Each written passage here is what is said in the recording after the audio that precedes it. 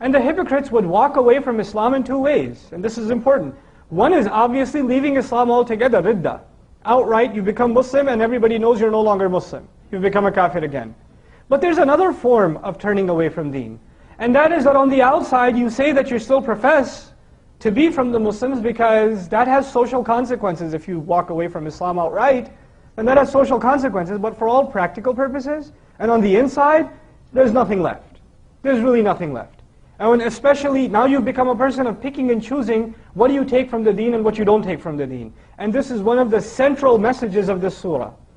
That you're not in a position to negotiate what it is from this deen that you accept and what it is from this deen that you don't accept. Or that you don't find comfortable, so you're not going to necessarily take it. This is one of the central ideas communicated in this deen. Just recently, actually yesterday over the internet, I was talking to a youth group in DC. And a question came up in the discussion. There was this young sister who asked the question, I love everything about Islam except hijab. And it seems like hijab is there to protect men from looking at us. So, I don't really see the point in it. And instead of arguing of the social benefits of hijab or what hijab does to honor women and all of that stuff, that's actually already going in the wrong direction, that conversation.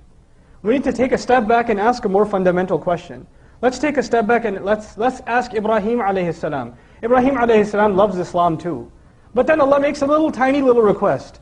How about you go in the middle of the desert and leave your family there? Right? He's not one that's going to say, I love everything about Islam, but this whole leaving my family in the middle to die thing, I don't know. I'm not that comfortable with that. And after he's done with that, you know what? Why don't you jump into a fire? I love everything about Islam, except this whole burning myself alive, that's asking a little too much. Nope, you don't find that question. Then Allah says, put a knife to your son's throat. Go ahead. And he says, I love Islam, but I also love my son. I don't know, can you give me a logical explanation for why I should do this? Can you tell me the social benefits or some of the other reasons, other benefits that why I should be obeying you? إِذْ قَالَ لَهُ رَبُّهُ أَسْلِمْ قَالَ أَسْلَمْتُ لِرَبِّ الْعَالَمِينَ. There's a reason Allah taught us that lesson in Surah Al-Baqarah. Whenever Allah said to him, give yourself up, submit, surrender, he said, I surrender, I give myself up. I submit myself entirely before the master of all peoples, بِرَبِّ الْعَالَمِينَ.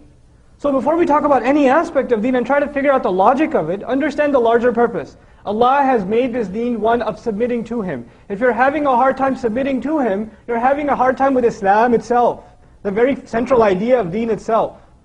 It's not to say you shouldn't understand the ahkam of Allah, but you and I have to be ones that once we understand them, we have to, whether we get it or not, whether we see the logic of it or not, we have to give it up. We have to just give it up. Ya ayyuhal ladhina amanu. Of course the ayah is addressing us. Man yartadda minkum an dinihi. The one who turns away among you, minkum, an dinihi, from his deen. The one who turns back from among you from his deen. Allah didn't say all of us are turning back from our deen, a group from among us. And man is an interesting word in Arabic. It could refer to something plural, and it can also refer to something singular. So from a point of view of taqleel, it could be even if a single person is walking away from deen. They're walking away from the religion. And I've already mentioned to you this can happen in two ways.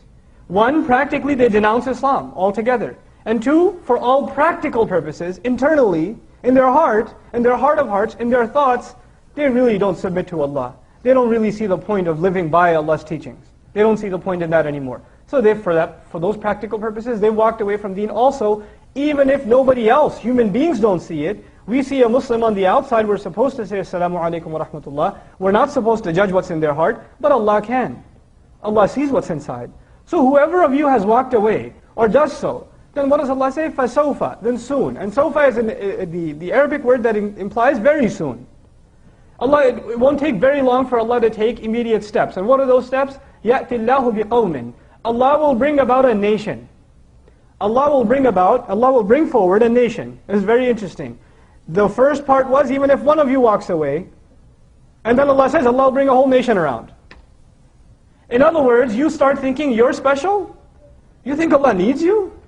You think you're a contributor to Islam that nobody else can be? That you are irreplaceable? Allah Azza wa Jalla essentially says, what to speak of you, I'll bring a nation instead of you. You're not an asset. Don't think of yourself as that high. Already we're being put in our place. And one of the central embedded teachings of this ayah is humility, that we understand our place. That in this deen, when we get the honor of saying La ilaha illallah, when we have the honor of saying Muhammadur Rasulullah sallallahu alayhi wasallam, then this is an honor and a gift given by Allah. And if you don't appreciate this gift, then who needs you? There's plenty of others that can appreciate it more than you and I.